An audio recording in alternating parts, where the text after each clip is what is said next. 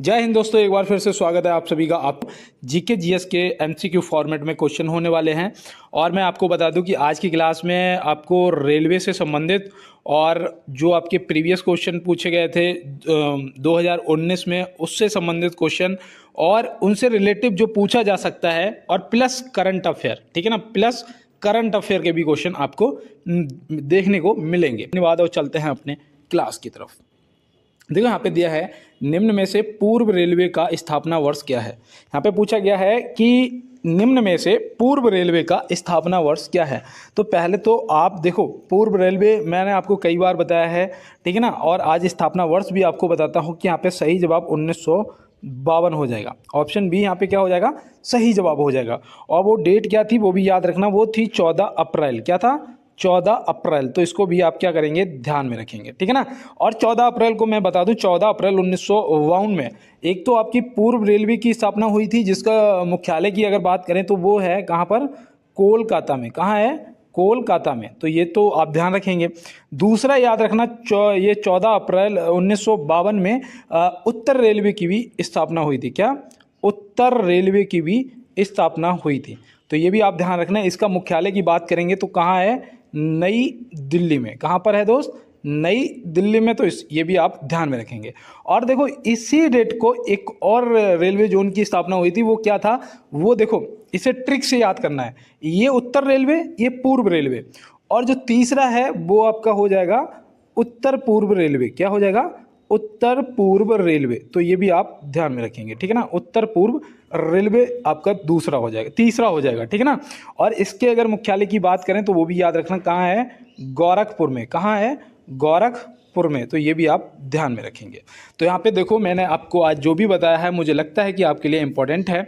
और चलते हैं दोस्त अपने अगले प्रश्न की तरफ। आईआरसीटीसी का पूर्ण रूप क्या है। आईआरसीटीसी बहुत लोग यूज़ करते हैं लेकिन इसका पूरा फुल फॉर्म नहीं पता होता है ना। क्या है इसका full form, Indian railway catering and tourism corporation. तो यहाँ पे आपका देखो भारतीय रेल खान पान और पर्यटन निगम या फिर Indian railway catering and tourism corporation, मतलब कि ए और बी दोनों सही जवाब हो जाएगा। क्योंकि यहाँ पे देखो ये आपका हिंदी में है और ये आपका इंग्लिश में है, ठीक है ना। तो यहाँ पे मतलब दोनों का मतलब एक ही है, बस हिंदी इंग्लिश में है। तो यहाँ पे ये आपको याद रहेगा। देखो उस दिन मैंने आपको बताया था PNR नंबर, है ना। PNR का पूर्ण रूप क्या है। तो PNR का जो पूर्ण रूप आपने देखा, कोई रिजर्वेशन अगर करवाते हो तो आपको PNR नंबर मिलता है, PNR नंबर मिलता है ना। वो उसका मतलब पता क्या होता है, देखो P से होता है पैसेंजर। क्या होता है, पैसेंजर। N से क्या होता है, नेम, पैसेंजर नेम। और R से क्या होता है, रिकॉर्ड, ठीक है ना, पैसेंजर नेम रिकॉर्ड, PNR। अब आपको ये भी याद रहेगा। और चलते हैं दोस्त अपने अगले प्रश्न की तरफ। यहाँ पे दिया है निम्न में से किस राज्य में सांभर झील स्थित है। कौन से राज्य में सांभर झील स्थित है। तो यहाँ पे आप क्या बताएंगे, तो यहाँ पे याद रखना, यहाँ पे आपका सही जवाब राजस्थान हो जाएगा। क्या हो जाएगा, राजस्थान। ऑप्शन सी जो है ये आपका सही जवाब हो जाएगा। और राजस्थान में एक झील आप और याद रखना जिसका नाम है क्या, राजसमंद झील आपकी है। और दूसरा आपकी एक डिडवाना है ना, एक डिडवाना है, इसको भी आप याद रखना देखो। और तीसरी एक पिछौला भी याद रखना, ठीक है ना, एक पिछौला झील भी याद रखना। ये आपकी राजस्थान में 4 हो गई, सांभर और ये डिडवाना, पिछौला और राजसमंद, है ना। अब देखो उत्तराखंड की बात करें तो यहाँ पे तो जितने भी ताल हैं, ठीक है ना, जितने भी झीलों के नाम के पीछे देवताल, भीमताल, जितने भी ताल हैं, ठीक है, नैनीताल, ये कहाँ हैं, ये सब उत्तराखंड में है, ठीक है ना। ये ट्रिक है, याद रखना, ताल जिसके झील के नाम के पीछे होगा वो आपको उत्तराखंड में मिलेगी। अब यहाँ पे अगर तमिलनाडु की बात करें तो तमिलनाडु में पुलिकट झील है, जो कि मैंने आपको कई बार बताया है ना। पुलिकट झील कहाँ पर है, ये आपकी तमिलनाडु में हो जाएगी। ये आपको देखो याद रहना चाहिए। और देखो मैंने एक आपको लोनार झील बताया था ना, लोनार झील। तो भैया लोनार झील जो आपकी है ना, ये कहाँ पर है, ये आपकी महाराष्ट्र में पड़ती है। कहाँ पर पड़ती है, महाराष्ट्र में पड़ती है। एक आपको मैंने लोकटक झील बताया था, है ना, लोकटक झील बताया था। बताओ लोकटक झील आपको पता है कहाँ पर है। तो बिल्कुल भैया आपने बताया था, हमें आज भी याद है, ये मणिपुर में है। कहाँ पर, मणिपुर में स्थित है ना। तो ये भी आप ध्यान में रखेंगे। तो चलते हैं अपने अगले प्रश्न की तरफ और देखते हैं हमारा आज का अगला क्या है। देखो यहाँ पे दिया है प्राण और दैहिक स्वतंत्रता का संरक्षण किस अनुच्छेद में दिया गया है। देखो प्राण और दैहिक स्वतंत्रता का जो संरक्षण है ये किस अनुच्छेद में दिया गया है, यहाँ पे ये पूछा जा रहा है। तो देखो मैंने आपको पर्सनल स्वतंत्रता से संबंधित अनुच्छेद बताया, बहुत अच्छे से बताया था, तो यहाँ पे आपको बता सकते हैं कि अनुच्छेद 21 हो जाएगा। आपको प्राण और दैहिक स्वतंत्रता का संरक्षण मिलता है अनुच्छेद 21 में। अब देखो यहाँ पे अनुच्छेद 19 की अगर बात करें तो 19 में आपने देखा होगा जो पत्रकार लोग होते हैं, है ना, जो भाषण वगैरह देते हैं मंच से, पत्रकार लोग जो होते हैं वो, तो इसमें क्या आ जाता है, इसमें बोलने की मतलब स्वतंत्रता आ जाती है, आपकी बोलने की स्वतंत्रता या भाषण की स्वतंत्रता, है ना। इस तरीके से याद रखना। मैं चीज़ों को एक्सप्लेन करके इसलिए बताता हूँ कि आपको याद हो जाए। 17 में आपका मैंने बताया था, है ना, अस्पृश्यता उन्मूलन से संबंधित है ना, छुआछूत आपका आ जाएगा, तो ये आप सब याद रखेंगे। तो चलते हैं दोस्त अपने अगले प्रश्न की तरफ। अब यहाँ पे देखो दिया गया है 2024 में पहला अंतर्राष्ट्रीय सौर महोत्सव कहाँ आयोजित किया जा रहा है। 2024 में पहला अंतर्राष्ट्रीय सौर महोत्सव कहाँ आयोजित किया जा रहा है। देखो ये करंट का क्वेश्चन है और ये मुझे लगता भी है कि आपके लिए इम्पोर्टेंट है, क्योंकि ये पहला है ना, अंतर्राष्ट्रीय पहला है सौर महोत्सव। तो याद रखना ये कहाँ पर दोस्त हो रहा है, ये आपका हो रहा है नई दिल्ली में। कहाँ पर मनाया जाएगा, नई दिल्ली। ऑप्शन सी क्या हो जाएगा, सही जवाब हो जाएगा। और ये मैं आपको बता दूं ये 5 से 6 सितंबर को मनाया जाएगा, 5 सितंबर से 6 सितंबर तक। तो ये भी आपको क्या करना है, ये भी आपको ध्यान में रखना है। और चलते हैं इसी के साथ अपने अगले प्रश्न की तरफ। देखो यहाँ पे दिया गया है कि निम्न में से राज्य सरकार द्वारा लगाए जाने वाला कर नहीं है। इनमें से कोई ऐसा कर एक है जो राज्य सरकार द्वारा नहीं लगाया जा सकता है, नहीं लगाया जाता है। तो वो कौन सा कर है, तो वो यहाँ पे आपका हो जाएगा आयकर। क्या हो जाएगा, इनकम टैक्स होता है ना, आयकर। तो यहाँ पे जो आयकर है ये हो जाएगा आपका बिल्कुल सही जवाब। क्योंकि देखो आयकर जो है ये कौन लगाता है, ये लगाती है केंद्र सरकार। कौन लगाता है भैया, ये लगाती है केंद्र सरकार।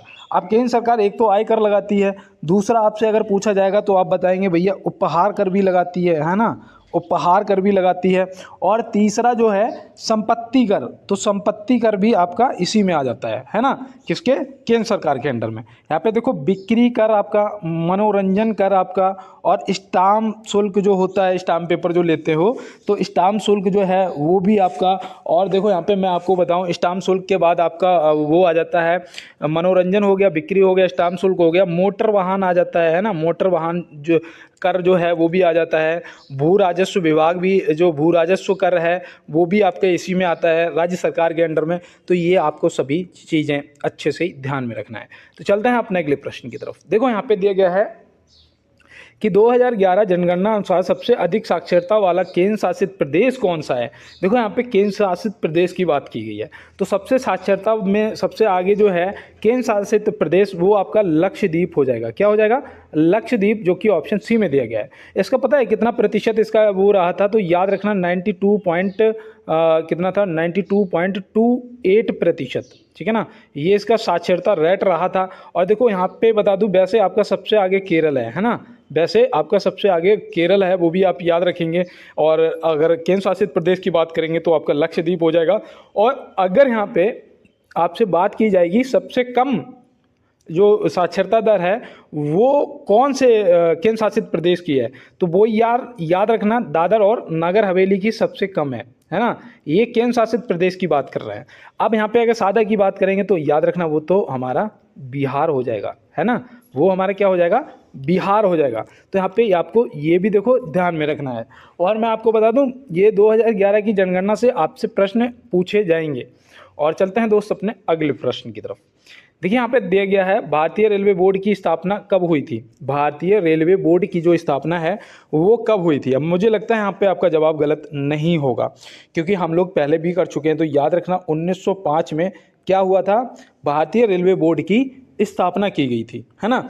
अगर भारतीय रेलवे बोर्ड की स्थापना 1905 में की गई थी तो राष्ट्रीयकरण कब हुआ था, तो भैया राष्ट्रीयकरण 1951 में हुआ था। राष्ट्रीयकरण जो है 1951 में हुआ था। और देखो ये 1853 में मैंने आपको बताया था क्या हुआ था, 1853 में प्रथम रेलगाड़ी चली थी 16 अप्रैल को, है ना, 16 अप्रैल 1883 को चली थी। कहाँ से कहाँ तक, मुंबई से थाड़े के बीच में चली थी, है ना। और कितना सफ़र तय किया था, 34 किलोमीटर का सफ़र तय किया था, है ना। अब इसमें डब्बे कितने थे ये भी पूछ लेता तो भैया 14 डब्बे लगे हुए थे, है ना। और अगर इसमें सवारियों की बात करेंगे तो कितनी सवारियां बैठी थी, 400 सवार थी, है ना। तो ये सब चीज़ें हमें याद में रखना है। तो चलते हैं दोस्त अपने अगले प्रश्न की तरफ। देखो यहाँ पे दिया गया है कि भारतीय रेल सिग्नल इंजीनियरिंग एवं दूरसंचार संस्थान की स्थापना कब हुई थी।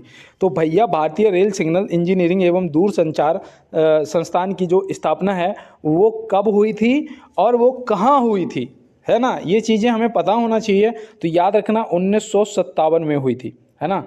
कब हुई थी, 1957 में हुई थी। कहाँ हुई थी, तो याद रखना ये हुई थी सिकंदराबाद में। कहाँ हुई थी दोस्त, सिकंदराबाद में हुई थी। तो ये भी आप ध्यान में रखेंगे दोस्त। और चलते हैं इसी के साथ अपने अगले प्रश्न की तरफ। देखो यहाँ पे दिया गया है, राजा कनिष्क का राजवैद्य आयुर्वेद का विख्यात विद्वान कौन था। राजा कनिष्क का राजवैद्य आयुर्वेद का विख्यात विद्वान कौन था। देखो कनिष्क जो था, पहले तो ये पता होना चाहिए कि ये कुषाण वंश से था, है ना। कुषाण वंश का शासक था, तो ये तो आपको पता ही है। अब यहाँ पे इसके अगर राजवैद्य आयुर्वेद के विख्यात विद्वान की बात की जाए तो वो कौन थे, तो यहाँ पे याद रखना वो थे चरक जी। कौन थे, चरक जी, जो कि ऑप्शन बी में दिए गए। इनकी एक रचना भी है चरक संहिता। क्या है, चरक संहिता, है ना। तो ये भी आपको ध्यान में रखना है। देखो यहाँ पे मैगस्थनीज जो है ये चंद्रगुप्त मौर्य के दरबार में आया था, है ना। यूनानी था, कौन आया, कहाँ आया था, चंद्रगुप्त मौर्य के दरबार में आया था। और इसने एक पुस्तक है इंडिका नाम की पुस्तक की रचना की थी, वो भी आप ध्यान में रखना, ठीक है ना। अब यहाँ पे देखो अश्वघोष हैं, ये अश्वघोष जो यहाँ पे दे रखे हैं ये पता कौन थे, ये राजा कनिष्क के राजकवि थे। कौन थे, ये राजकवि थे। तो ये भी आप ध्यान में रखेंगे, राजकवि थे। और यहाँ से देखो मैं आपको बता दूं, इन्होंने उसकी बुद्ध चरित की रचना की थी। तो बौद्ध चरित की रचना अगर आपसे पूछा जाएगा तो वो भी आप ध्यान में रखना, ठीक है ना। बौद्ध चरित की रचना किसने की थी, अश्वघोष जी ने की थी। तो ये भी आप ध्यान में रखेंगे। तो चलते हैं अपने अगले प्रश्न की तरफ और देखते हैं हमारा अगला क्या है। देखो यहाँ पे दिया गया है, हाल ही में कितनी हस्तियों को 2024 का रेमन मैग्सेस पुरस्कार 2024 मिला है। तो भैया कितनी हस्तियों को 2024 में रेमन मैग्सेस पुरस्कार से सम्मानित दिया गया है। तो आप यहाँ पे क्या बताएंगे, केवल 4 लोगों को। तो ऑप्शन बी यहाँ भी आपका क्या हो जाएगा, सही जवाब दोस्त हो जाएगा। और चलते हैं इसी के साथ अपने अगले प्रश्न की तरफ। देखो यहाँ पे दिया गया है, चंद्रगुप्त द्वितीय के शासनकाल में संस्कृत भाषा के सबसे प्रसिद्ध कवि कौन थे। चंद्रगुप्त द्वितीय के शासनकाल में संस्कृत भाषा के सबसे प्रसिद्ध कवि कौन थे। तो यहाँ पे आप क्या बताएंगे। तो देखो ये प्रश्न आपके लिए इंपॉर्टेंट है, याद रखना कालिदास जी थे। कौन थे, कालिदास जी, जो कि ऑप्शन ए में दिए गए थे, ठीक है ना। तो ये आप याद रखना, इनकी कुछ रचनाएं भी हैं वो भी आप याद रखना। जैसे कि एक है कुमार संभवम, है ना, कुमार संभवम है, तो ये भी आप याद रखेंगे। दूसरा इनकी एक रचना और है रघुवंशम, है ना। क्या है, रघुवंशम। तो रघुवंशम भी आप याद रखेंगे। सूरदास से मैंने आपको बताया था क्या, सूरसागर, है ना। सूरसागर आपको बताया था ना, ये किसकी है, सूरदास जी की है। बाणभट्ट जी से मैंने आपको बताया था हर्षचरित, है ना। हर्षचरित की रचना किसने की थी, बाणभट्ट जी ने। तो हर्षचरित में राजा जो हर्ष था उसके जीवन का पूरा जीवनी लिखी हुई थी, है ना। तो ऐसे आप ध्यान में रखेंगे। और देखो मैं आपको यहाँ पे बताऊं कि चंद्रगुप्त द्वितीय के शासनकाल में ही कौन आया था, बताओ कौन चीनी यात्री आया था। अगर आपको पता है तो फटाफट बताइएगा, नहीं तो मैं आपको बता रहा हूँ, नोट करो। फैहान आया था। कौन आया था, फैहान आया था, फैहान आया था। तो ये भी आप ध्यान में रखेंगे। तो चलते हैं अपने अगले प्रश्न की तरफ और देखते हैं हमारा अगला प्रश्न क्या है। देखो यहाँ पे दिया गया है, सूर्य से सबसे दूर स्थित ग्रह कौन सा है। सूर्य से सबसे दूर स्थित ग्रह कौन सा है, सूर्य के सबसे पास स्थित ग्रह कौन सा है, सबसे गर्म ग्रह कौन सा है, सबसे बड़ा ग्रह कौन सा है, सबसे छोटा ग्रह कौन सा है। तो ये सब चीज़ें देखो, ग्रहों से रिलेटिव एक क्वेश्चन तो आना है। अब यहाँ पे आप बताइएगा कि ग्रहों से संबंधित यहाँ पे आपको बताना है कि सूर्य से सबसे दूर स्थित ग्रह कौन सा है। तो आपका यहाँ पे जो सही जवाब है वो हो जाएगा वरुण। ऑप्शन बी में दे रखा है ना वरुण आपका सही जवाब हो जाएगा। और देखो सबसे कम दूरी मतलब कि सबसे पास जो है वो बुध ग्रह है ना, वो बुध है। ये कितने दिनों में, 88 दिनों में सूर्य की परिक्रमा कर लेता है। आप समझो सबसे पास है ना। तो ऐसे आप याद रखना। यहाँ पे देखो जो डीमोस दे रखा है ना, यहाँ पे जो आपको डीमोस दे रखा है वो याद रखना, ये सौर मंडल का सबसे छोटा उपग्रह है। क्या है? सबसे छोटा उपग्रह है। तो ये भी आप ध्यान में रखेंगे। देखो उपग्रह और ग्रह में, देखो मैंने आपको बताया था ना, यहाँ पे मैंने ग्रह बताया है और यहाँ पे आपको ये डीमोस उपग्रह बताया है, तो ये याद रखना। और सबसे बड़े अगर उपग्रह की बात करेंगे, सौरमंडल का सबसे बड़ा उपग्रह कौन सा है, तो वो भी याद रखना, वो आपका हो जाएगा गैनीमेड। कौन हो जाएगा? गैनीमेड। तो ये भी आप याद रखेंगे। गैनीमेड आपका क्या हो जाएगा? सबसे बड़ा उपग्रह हो जाएगा सौरमंडल का। और देखो सबसे बड़ा ग्रह अगर पूछेगा, ये तो आपके उपग्रह हैं दोनों, ठीक है ना, ये आप याद रखना, डीमोस और गैनीमेड। अब अगर आपसे सबसे बड़ा ग्रह पूछेगा तो आप तुरंत बताएंगे भैया बृहस्पति है ना, बृहस्पति, जो कि 12 वर्ष में सूर्य की परिक्रमा कर पाता है। कितने? 12 वर्ष में कर पाता है। जिसका कलर जो है वो कैसा है? पीला है ना। तो ये सब चीज़ें रट जानी चाहिए। और चलते हैं इसी के साथ अपने अगले प्रश्न की तरफ। वायुमंडल में नियान गैस कितने प्रतिशत पाई जाती है? ये देखो मैं आपको बताऊं, जो आपकी इम्पोर्टेंट हैं, जैसे कि आपकी नाइट्रोजन है 78%, आपकी ऑक्सीजन है 21%। तो यहाँ पे देखो 9 और 7 2 9, 99% तो यही हो गया। अब यहाँ पे 1% गैसें बच रही हैं। 1% में बाद बाकी आपकी कार्बन डाइऑक्साइड है, आर्गन है, नियान है, ये सब आ जाता है, मीथेन वीथेन सब, ठीक है ना। अब यहाँ पे याद रखना, अगर आपसे नियान की बात करेगा तो नियान जो है ये आपकी यहाँ पे पाई जाती है, ऑप्शन सी में दे रखा है आपको 0.0018% लगभग, ऑप्शन सी में जो दे रखा है ये आपका सही जवाब हो जाएगा। अब यहाँ पे अगर 0.93% की बात करें तो ये कौन सी गैस पाई जाती है, मैंने आपको उस दिन बताया भी था, अगर शायद आपको याद होगा तो आप बता देंगे भैया आर्गन, है ना। कितना? आर्गन। अगर यहाँ पे 0.03% की अगर लगभग बात करें तो ये आपकी कार्बन डाइऑक्साइड पाई जाती है ना। तो ये सब चीज़ें आपको ध्यान रखना है। इसमें हीलियम, हाइड्रोजन, सारी गैसें पाई जाती है 1% में। अब यहाँ पे देखो दिया गया है कि दुनिया का सबसे बड़ा रेलवे स्टेशन कौन सा है, दुनिया का सबसे बड़ा रेलवे प्लेटफॉर्म कौन सा है, ये प्रश्न आपको यार पता होने चाहिए। तो यहाँ पे याद रखना, दुनिया का सबसे बड़ा रेलवे स्टेशन अगर पूछा जाएगा तो आप बता देना ग्रैंड सेंट्रल टर्मिनल, ठीक है ना। ऑप्शन सी जो आपका है वो सही जवाब हो जाएगा। और ये पता कौन से देश में है भैया, दुनिया का पूछा है ना, तो याद रखना ये न्यूयॉर्क में है, ठीक है ना। कहाँ पर है? न्यूयॉर्क में है। तो ये भी आप याद रखना। हुबली रेलवे स्टेशन ये आपका सबसे बड़ा दुनिया का प्लेटफॉर्म है। क्या? ये प्लेटफॉर्म है। तो ये आप ध्यान में रखेंगे। तो चलते हैं दोस्त अपने अगले प्रश्न की तरफ और देखते हैं हमारा अगला क्या है। देखो यहाँ पे दिया गया है, निम्न में से विक्रमोर्वशीयम के साहित्यकार कौन है? निम्न में से विक्रमोर्वशीयम के साहित्यकार कौन है? तो आप यहाँ पे क्या बताएंगे, तो याद रखना वो हो जाएंगे आपके कालिदास जी। ऑप्शन बी जो है यहाँ पे बिल्कुल सही जवाब आपका हो जाएगा। क्या हो जाएगा? कालिदास आपका सही जवाब हो जाएगा। अब इनकी और भी रचनाएं हैं, याद रखना, जैसे कि एक है अभिज्ञान शाकुंतलम, है ना, अभिज्ञान शाकुंतलम, तो ये भी आप याद रखना। विक्रमोर्वशीयम ये भी आप याद रखना। विशाखा दत्त जी से भी एक पूछ ली जाती है जिसका नाम है मुद्रा राक्षस। क्या है? मुद्रा राक्षस। तो मुद्रा राक्षस को भी आप याद रखेंगे, ये विशाखा दत्त जी से संबंधित है ना, इन्होंने लिखी थी। अब यहाँ पे देखो, और यहाँ से एक चीज़ और याद रखना कि इनकी एक और भी रचना है, किसकी? विशाखा दत्त जी की, देवी चंद्रगुप्त साहित्य है, ठीक है ना। देवी क्या था? देवी चंद्रगुप्त। तो ये भी आप ध्यान में रखेंगे। तो चलते हैं अपने अगले प्रश्न की तरफ। किस शासक द्वारा टका जीतल नामक सिक्के चलाए गए थे? देखो मैं आपको बताऊं, अभी आपको साइंस के भी क्वेश्चन मिलेंगे, आप बड़बड़ाओ मत, परेशान मत हो बिल्कुल भी। और मैं पूरा ध्यान में रख के ही सारे क्वेश्चन नोट करता हूं, कि मुझे लगता है ना मेरे भाई बहन बहुत ज़्यादा परेशान रहते हैं और साइंस के क्वेश्चन उन्हें खास तौर पर चाहिए। तो यहाँ पर याद रखना कि किस शासक द्वारा टका जीतल नामक सिक्के चलाए गए थे। तो आप यहाँ पर क्या बताएंगे? इल्तुतमिश की, पहले तो इल्तुतमिश को समझो, इल्तुतमिश ने चलाए थे। देखो ये सिक्के ना चांदी के हुआ करते थे, है ना, चांदी और तांबा के हुआ करते थे। तो ये भी आप ध्यान में रखेंगे, ठीक है ना। किसके हुआ करते थे? चांदी और तांबा के हुआ करते थे। तो ये आपको याद रहेगा। और देखो मैं यहाँ पे बताऊँ, इसकी पुत्री का नाम था रजिया सुल्तान। क्या था? रजिया सुल्तान, जो कि भारत की प्रथम महिला शासिका थी, या फिर उसे वो अंतिम महिला शासिका भी वही थी, ऐसे समझ लीजिएगा। और यहाँ पे मैं आपको बता दूं तो ये प्रथम महिला शासिका रजिया सुल्तान इल्तुतमिश की पुत्री थी। अब यहाँ पे देखो बलबन ने भी एक सिक्का चलाया था, अगर आपको याद हो, कौन सा? मासा नाम सिक्का, मासा नाम सिक्का चलाया था। क्या? मैं यहाँ पे लिख देता हूँ, देखो नोट कर लो, माशा राम सिक्का। तो माशा राम नहीं, ये नाम था, ठीक है ना, यहाँ पे ये मिस्टेक हो गया, ये माशाराम सिक्का था और ये भी चांदी का था। किसका था? चांदी का। और मैं आपको यहाँ पे बताऊं कि बलबन से एक चीज़ और पूछी जाती है, वो पता क्या पूछा जाता है कि वो दिल्ली का शासक कौन था जिसने लौह एवं रक्त की नीत अपनाई थी, लौह एवं रक्त की नीत अपनाई थी। तो भैया वो बलबन था, ये भी आप ध्यान में रखेंगे। तो चलते हैं दोस्त अपने अगले प्रश्न की तरफ।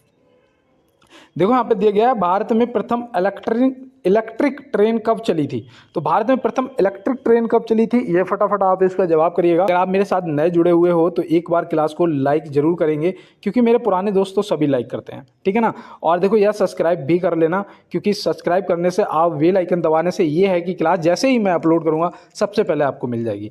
और देखो अगर किसी को बिल्कुल फ्री PDF चाहिए, मैं सिर्फ 1 मिनट के लिए रुकता हूँ, क्योंकि यहाँ पे आपके फ़ायदे की भी बात कर रहा हूँ कि अगर आपको PDF चाहिए और बिल्कुल फ्री चाहिए, कोई भी पैसा नहीं देना है, तो आप मेरे टेलीग्राम ग्रुप को ज्वाइन कर लीजिए। यहाँ पे दिया गया है कि भारत में प्रथम इलेक्ट्रिक ट्रेन कब चली थी। तो भारत में प्रथम इलेक्ट्रिक ट्रेन कब चली थी, तो यहाँ पे आप याद रखना है, ये 3 फरवरी 1925 को चली थी। 3 फरवरी 1925, ऑप्शन बी यहाँ पे क्या हो जाएगा, हमारा सही जवाब हो जाएगा।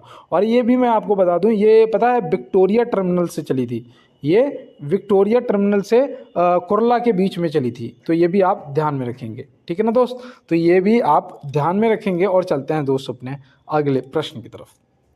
देखो यहाँ पे दिया गया है कि दोहरिया का युद्ध कब हुआ था। बहुत से दोस्तों ने तो आज पहली बार नाम सुना होगा।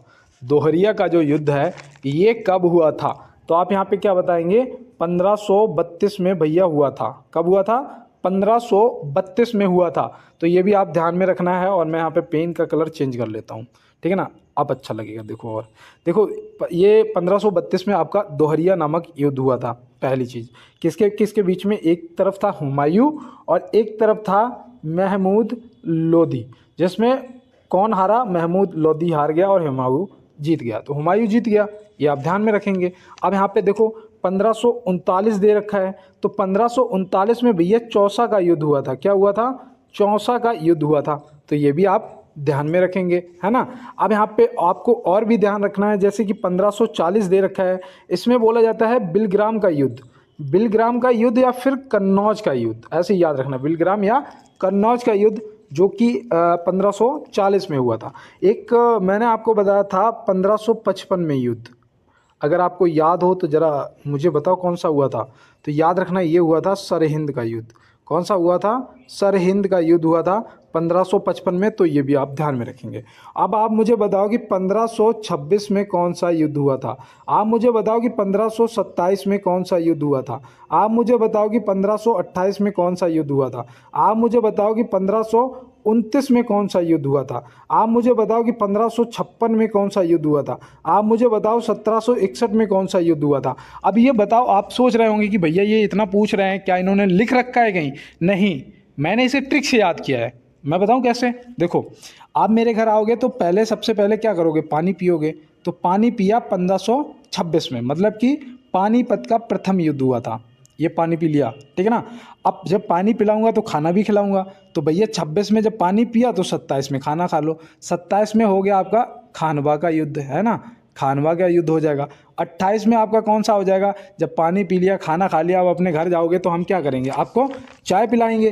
तो यहाँ पे देखो, ये आपका चंदेरी का युद्ध हो जाएगा। अब जब चाय पी ली तो भैया अपने घर जाओगे, तो यहाँ पे देखो 29 में आपके घग्गर का युद्ध हो गया। तो देखो पानीपत, पहले पानी पिया, फिर खाना खाया, खानवा का युद्ध, फिर चाय पी, चंदेरी का युद्ध, फिर घर गए, घग्गर का युद्ध। अब यहाँ पे देखो 1556 में पानीपत का द्वितीय युद्ध हुआ, 1761 में पानीपत का तृतीय युद्ध हुआ। तो यहाँ पे देखो, मैंने आपको जो भी बताया है, मुझे लगता है कि इस क्वेश्चन को आपने पूरा नोट किया होगा दोस्त। और यहाँ पे जितने भी मैंने युद्ध बताए हैं ये सारे आप याद रखेंगे और एक अच्छा स्टूडेंट होने का परिचय जरूर देंगे, क्योंकि आप, मुझे भरोसा है कि आप क्वेश्चनों को नोट करेंगे। देखो यहाँ दिया गया है, किस देश ने 2 साल तक के बच्चों के लिए मोबाइल टीवी स्क्रीन देखने पर रोक लगाने की बात कही है।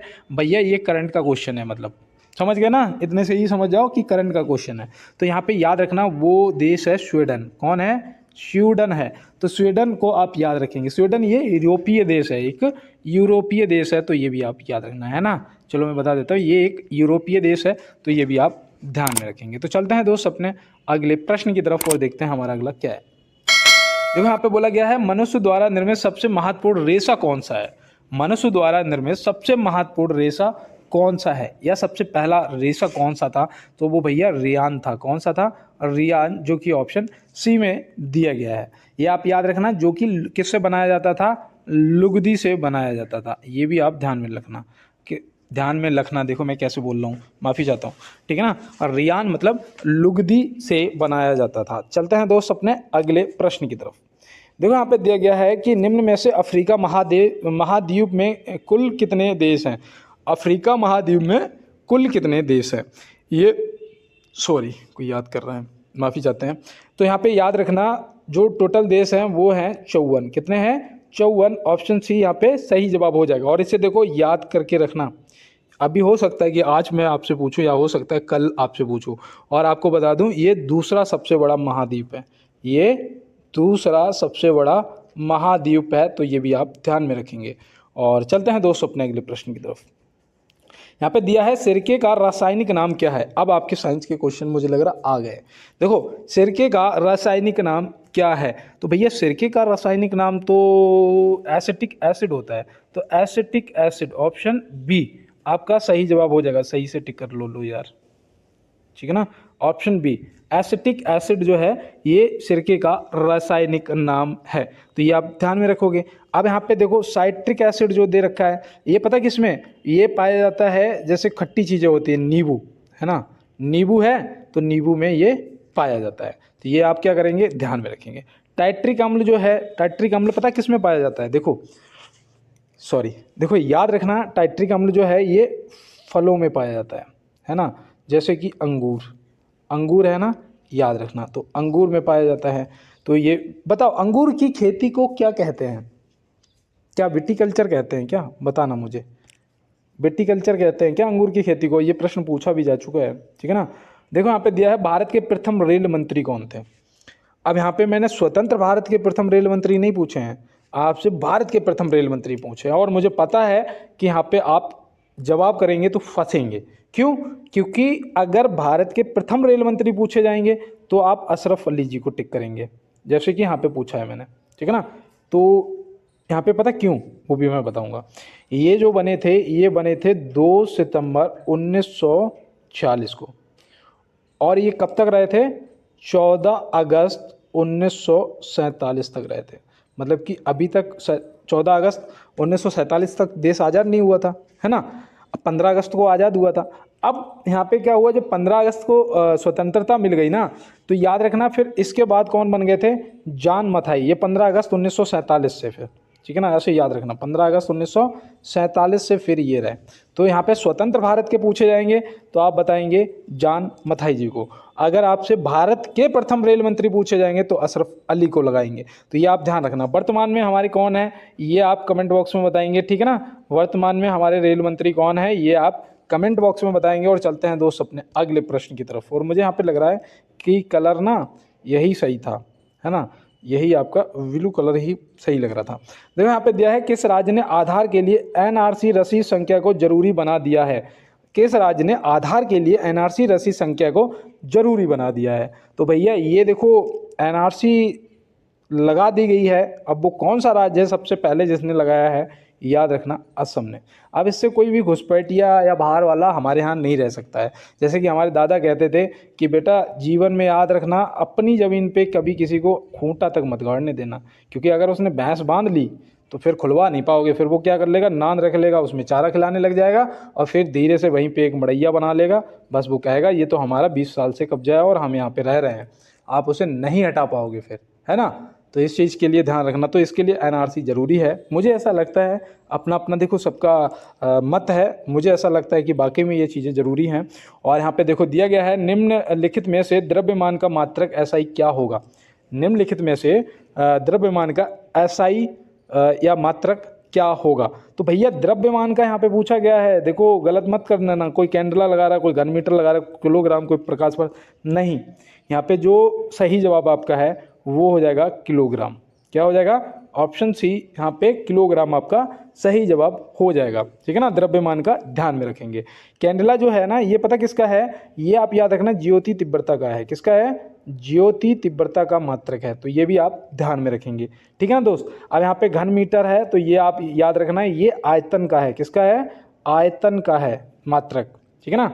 ये घन मीटर किसका मात्रक है, आयतन का मात्रक है, तो ये भी याद रखना। देखो प्रकाश वर्ष जो है ये याद रखना, एक ग्रह से दूसरे ग्रह की दूरी को नापते हो ना, किस में नापते हो भाई, प्रकाश वर्ष में नापते हो। तो याद रखना जो प्रकाशीय दूरी है ना, जो प्रकाशीय दूरी है वो किस में नापते हैं, प्रकाश वर्ष, मतलब कि प्रकाशीय दूरी का जो मात्रक है वो प्रकाश वर्ष है।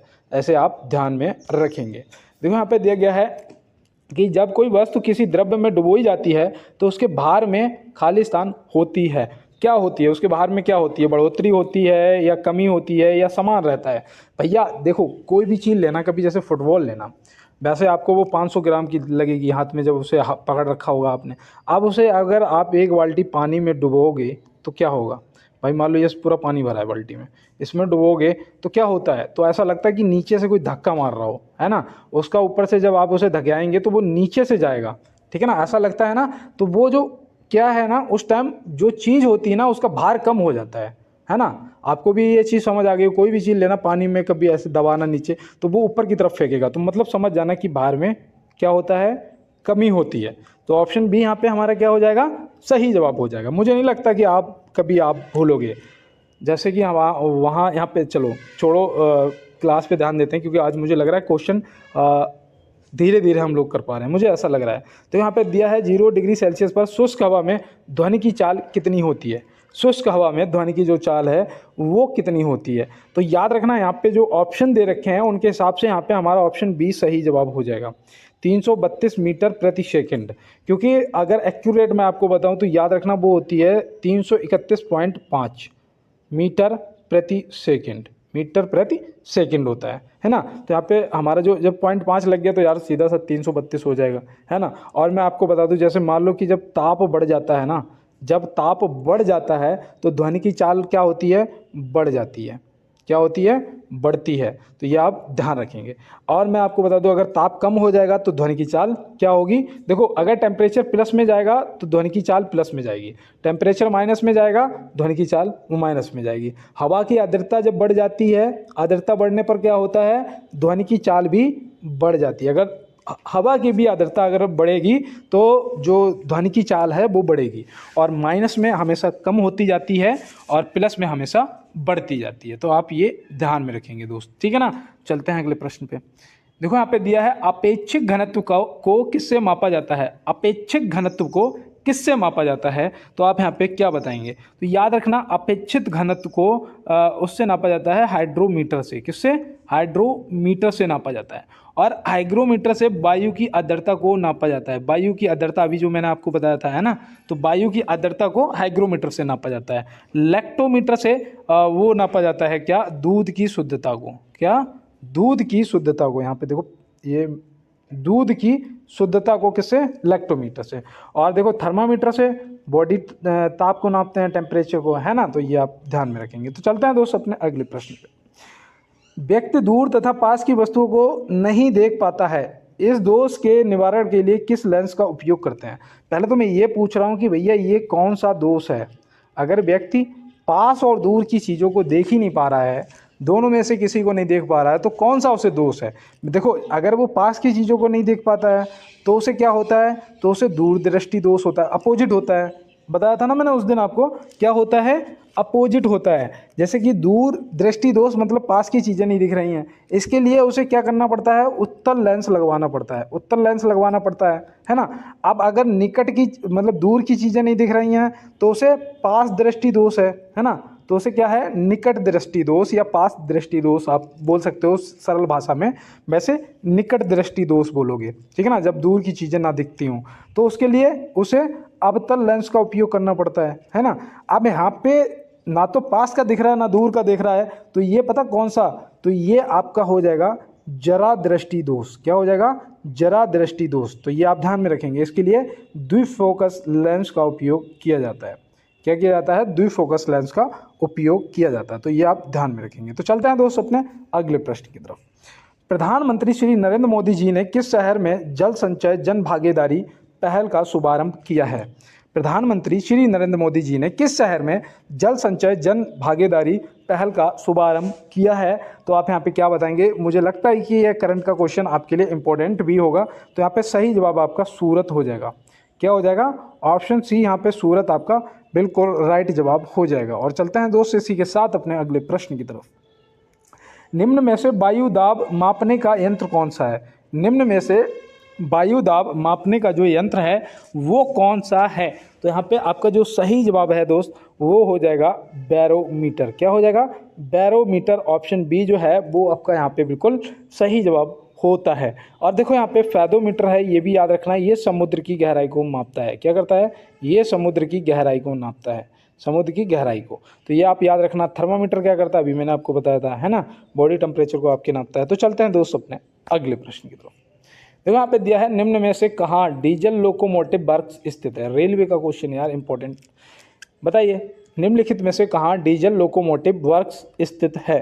तो भैया ये आप याद रखना, ये वाराणसी में स्थित है। कहाँ पर? वाराणसी। ऑप्शन सी यहाँ पे क्या हो जाएगा? ऑप्शन सी हमारा बिल्कुल सही जवाब हो जाएगा। अगर यहाँ डीजल की जगह इलेक्ट्रिक लिखा होता कि इलेक्ट्रिक लोकोमोटिव फैक्ट्री जो है वो कहाँ स्थित है, तो इलेक्ट्रिक लोकोमोटिव फैक्ट्री जो आपकी है वो बिहार में है ना। तो ये भी याद रखना है। तो चलते हैं दोस्त अपने अगले प्रश्न की तरफ। अल्कोहल का रासायनिक नाम क्या है? अल्कोहल। भैया अल्कोहल का रासायनिक नाम यहाँ पे पूछा जा रहा है। तो बिल्कुल भैया आपसे पूछा भी देखो रासायनिक नाम मैंने पहले ही बताया था, आपसे पूछा जाएगा। तो याद रखना एथेनॉल। एथेनॉल ऑप्शन ए आपका सही जवाब हो जाएगा। या फिर आपको एथिल अल्कोहल लिखा हुआ मिले तो भी आप लगा देना, आपका सही जवाब हो जाएगा। अब यहाँ पे ड्यूटेरियम ऑक्साइड लिखा है। ड्यूटेरियम ऑक्साइड बताओ किसका नाम है? तो मैंने आपको पहले भी बताया था भैया, भारी जल का है। किसका है? भारी जल का नाम है। तो ये आप ध्यान में रखेंगे। कॉपर सल्फेट जो है ये किसका नाम है बताओ? तो याद रखना है ये नीला थोथा का नाम है। किसका? नीला थोथा का नाम है। तो ये भी आप याद रखेंगे। तो चलते हैं दोस्त अपने अगले प्रश्न की तरफ। देखो यहाँ पे दिया गया है रॉबर्ट हुक ने कब कोशिका की खोज की थी? और रॉबर्ट हुक ने कब कोशिका की खोज की थी? तो आप यहाँ पे क्या बताएंगे? यहाँ पे आपका जो सही जवाब है वो हो जाएगा 1665 में। 1665 ईस्वी। ऑप्शन सी यहाँ पे क्या हो जाएगा? हमारा बिल्कुल सही जवाब होता है। और चलते हैं दोस्त अपने अगले प्रश्न की तरफ। ग्रीष्मकालीन मानसून से सबसे पहले वर्षा भारत के किस राज्य में होती है? मतलब जो मानसून है, ग्रीष्मकालीन मानसून है, उससे सबसे पहले वर्षा जो है वो किस राज्य में होती है? ये आज आपके लिए एक मैं HW देता हूं जो कि आप मुझे कमेंट बॉक्स में बताएंगे। और देखो 34 क्वेश्चन हो चुके हैं, 1 मिनट के लिए रुकूंगा मैं, सिर्फ 17 और 34 पे रुकता हूँ। तो यहाँ पर मैं आपको बता दूँ कि जितने भी मेरे दोस्त हैं, पहले तो एक बार यार अगर आपने अभी तक लाइक नहीं किया तो यार एक बार बनता है लाइक वाला बटन आप दबाइएगा। और देखो कमेंट बॉक्स में बताना कमेंट बॉक्स में क्लास आपको कैसी लगी। और देखो शेयर कर देना, थोड़ा सा चैनल को सब्सक्राइब कर लेना, बेल आइकन दबा देना। और आप लाइक करेंगे ये तो मुझे आप पे भरोसा है, ठीक है ना। ये आपका HW रहा। और चलते हैं दोस्त अपने क्लास में और देखते हैं हमारा अगला क्वेश्चन क्या है। और मैं आपको बता दूँ, कहते हैं ना कि ना थके हैं पैर मेरे और ना ही हिम्मत हारी है, मैंने देखे हैं कि दौर और आज भी सफ़र जारी है, ठीक है ना। तो कई बार यार मैंने आपको मोटिवेट करने का कोशिश किया, लेकिन मैं आपको बता दूं कि किसी को मोटिवेट नहीं किया जा सकता है। ध्यान रखना इस बात को। उसका समय जितना अच्छा उसे मोटिवेट करता है ना, कोई नहीं कर सकता है। कि हाल ही में किस राज्य ने पुलिस बल में महिलाओं को 33% आरक्षण देने की घोषणा की है? तो भैया ये देखो करंट है और ये मुझे लगता है कि क्वेश्चन इंपॉर्टेंट भी है आपके लिए, है ना। कि किस राज्य ने पुलिस बल में महिलाओं को 33% आरक्षण देने की घोषणा की है? तो वो राज्य आप क्या बताएंगे यहाँ पे? राजस्थान। ऑप्शन सी यहाँ पे क्या हो जाएगा? सही जवाब। और चलते हैं इसी के साथ अपने अगले प्रश्न की तरफ। देखो यहाँ दिया है भारत की संसद ने किस वर्ष में राष्ट्रपति और उपराष्ट्रपति चुनाव अधिनियम लागू किया था? भारत की संसद ने किस वर्ष में राष्ट्रपति और उपराष्ट्रपति चुनाव अधिनियम लागू किया था? तो ये तो भैया 52 में ही किया होगा भैया, जब सरकार वगैरह सब इलेक्शन हुआ था, है ना, 51-52 में, तो 52 में ही किया होगा। तो यहाँ से ऐसे भी आप ध्यान रख सकते हैं। तो चलते हैं दोस्त अपने अगले प्रश्न की तरफ। और यहाँ पे देखो मैं आपको बताऊँ, यहाँ पे दिया है कि बाढ़ के दौरान नए जलोढ़ के निक्षेपण से बनने वाले बाढ़ के मैदानों को बेट कहा जाता है। क्या कहा जाता है? पहले तो देखो नए जलोढ़ के निक्षेपण से बनने वाले बाढ़ के मैदानों को बेट कहा जाता है, यह किस राज्य में स्थित है? ये मैं आपको बताऊं, ये क्वेश्चन एसएससी जीडी के पेपर में पूछा गया था। इसी बार जो अभी पेपर हुआ था ना, उसी पेपर में पूछा गया था। तो याद रखना ये कहाँ, पंजाब में स्थित है। कहाँ पर? पंजाब। तो ऑप्शन सी यहाँ पे सही जवाब आपका हो जाएगा। और चलते हैं अपने अगले प्रश्न की तरफ। निम्नलिखित में से कौन सी कोशिकाएं रक्त शर्करा स्तर में वृद्धि होने पर इंसुलिन का उत्पादन करती हैं? भैया कौन सी रक्त शर्कराएं हैं जो कोशिकाओं में रक्त शर्करा स्तर में वृद्धि होने पर इंसुलिन का उत्पादन करती हैं? वो कोशिकाएं आपको बतानी है। तो याद रखना वो आपकी बीटा कोशिकाएं हैं, जो कि यहाँ पे ऑप्शन बी दिया गया है, बी कोशिकाएं। और यहाँ पे आपका सही जवाब ऑप्शन ए हो जाएगा।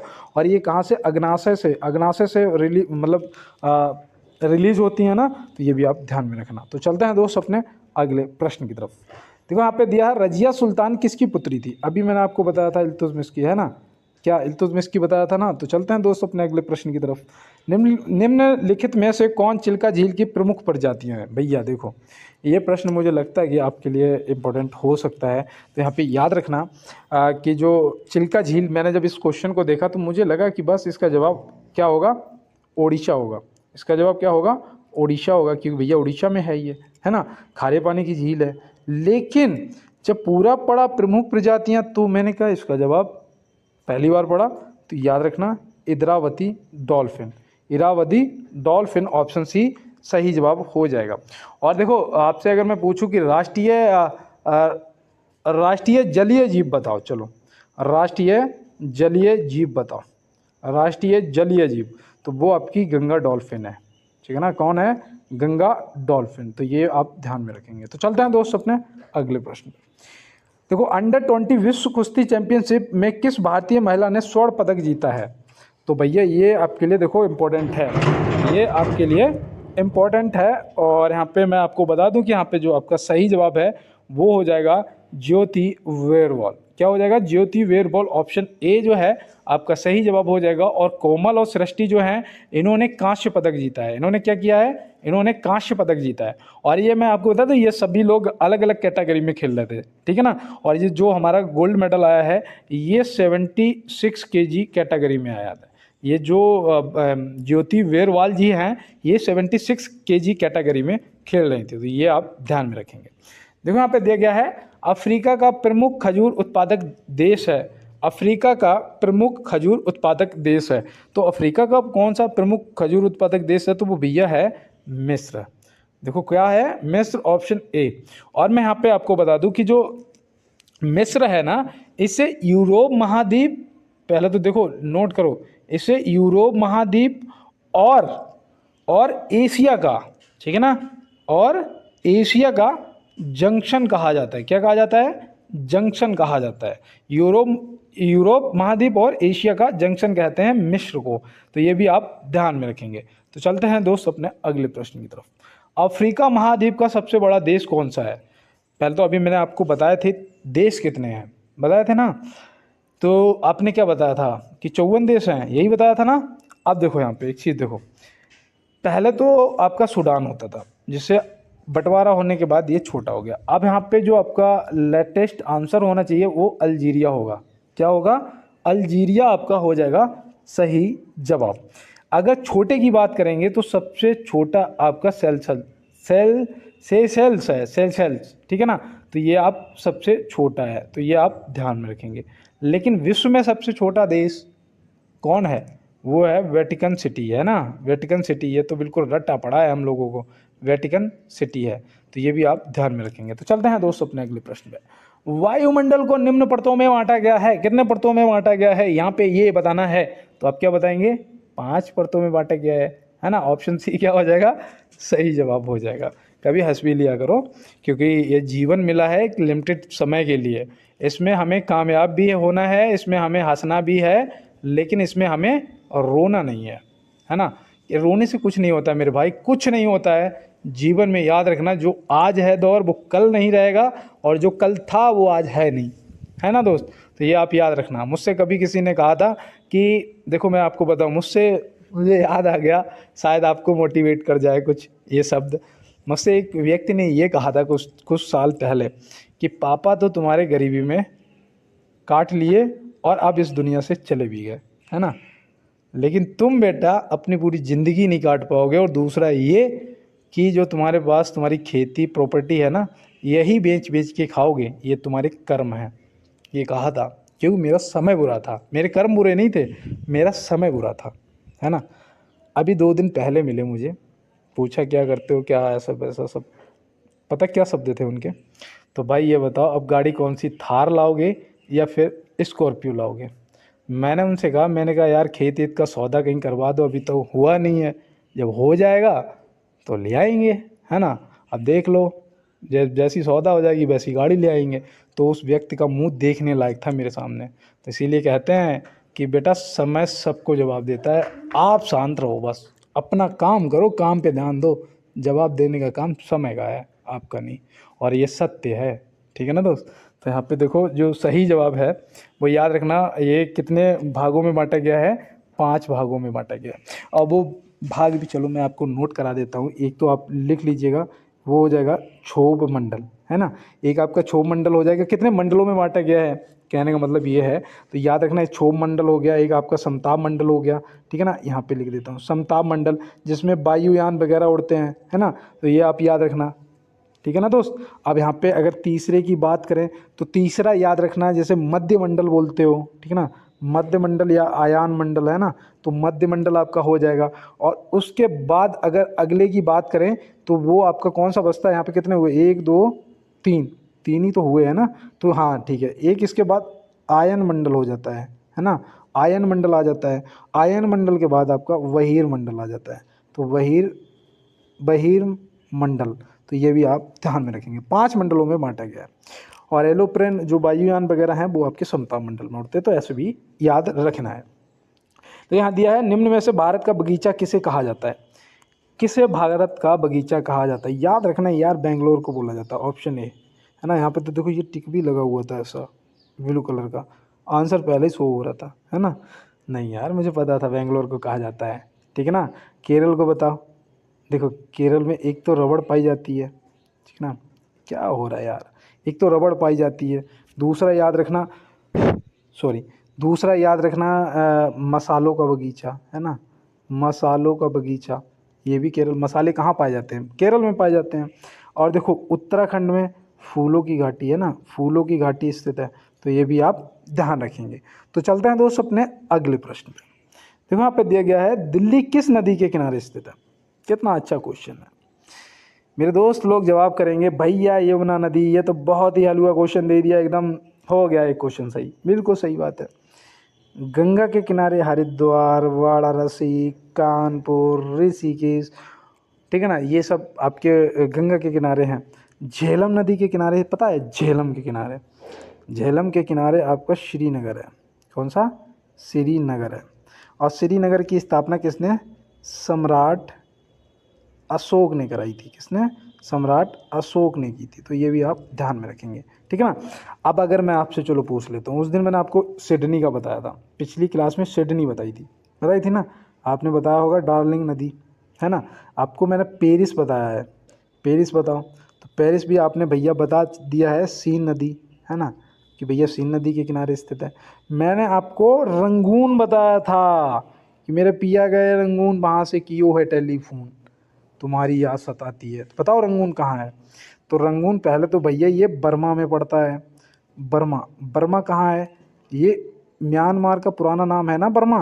अच्छा अच्छा अच्छा, नदी भैया कौन सी है रंगून किसके किनारे, इरावदी भैया, तो सही है इरावदी नदी, इरावदी, नोट कर लो। और चलते हैं अपने अगले प्रश्न की तरफ। तो यहाँ दिया है, वारालाचा दर्रा किस राज्य में स्थित है, वारालाचा दर्रा किस राज्य में स्थित है। तो इसका बिल्कुल इजी क्वेश्चन है, हिमाचल प्रदेश में है, ध्यान रखना, ठीक है। कहाँ है वारालाचा, हिमाचल। और देखो रोहतांग दर्रा, रोहतांग दर्रा भी कहाँ है, हिमाचल प्रदेश में है। आपका सिपकिला दर्रा कहाँ है, हिमाचल प्रदेश में है ना। मैं हिमाचल प्रदेश जा चुका हूँ, पालमपुर, पालमपुर, अलीलाल, और फिर उधर धर्मशाला, कुल्लू, मनाली, मणिकर्ण, कसौल, ये सब मैं घूम चुका हूँ। देखो यहाँ पे उत्तराखंड, उत्तराखंड में बताओ कौन सा है, एक तो भैया लिप्पू लेक दर्रा है, कौन सा, लिप्पू लेक दर्रा है ना। एक नीति दर्रा है, कौन सा, नीति दर्रा है। एक माना दर्रा है। तो ये सब उत्तराखंड में। सिक्किम में बताओ चलो, सिक्किम में भैया एक तो नाथुला है, हाँ ठीक है, एक नाथुला है। दूसरा हमें याद नहीं आ रहा, हमें याद आ रहा है जैपला है, कौन सा, जैपला। तो ये आप ध्यान में रखेंगे। तो चलते हैं फिर यार अगले क्वेश्चन की तरफ।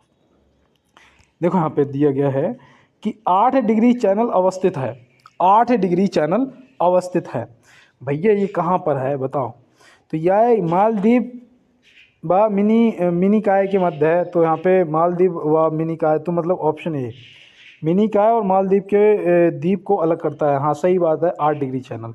और ये देखो मिनिकॉय द्वीप को मुख्य लक्षद्वीप द्वीप समूह से अलग करता है 9 डिग्री चैनल। और ये देखो छोटे अंडमान द्वीप को कार निकोबार द्वीप से अलग करने वाली जल संधि कौन सी है, 10 डिग्री चैनल। तो यहाँ पे देखो इसका स्क्रीनशॉट ले लो।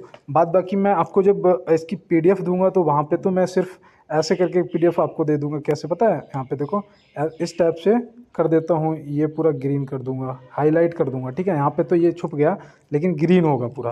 तो ऐसे पीडीएफ मिलेगी। पीडीएफ भी बिल्कुल यार फ्री, कोई भी पैसा नहीं। तो दोस्त देखो आज की क्लास में मुझे लगता है कि आप लोग मेरे साथ जुड़े, आपको अच्छा लगा होगा। और जैसा भी लगा है आप एक बार मुझे ज़रूर बताएंगे। तो मिलते हैं दोस्त नेक्स्ट क्लास में नेक्स्ट प्रश्नों के साथ में। और तब तक के लिए मेरे सभी छोटे बड़े मेरे भाई बहनों को मेरा जय हिंद, वंदे मातरम, भारत माता की जय।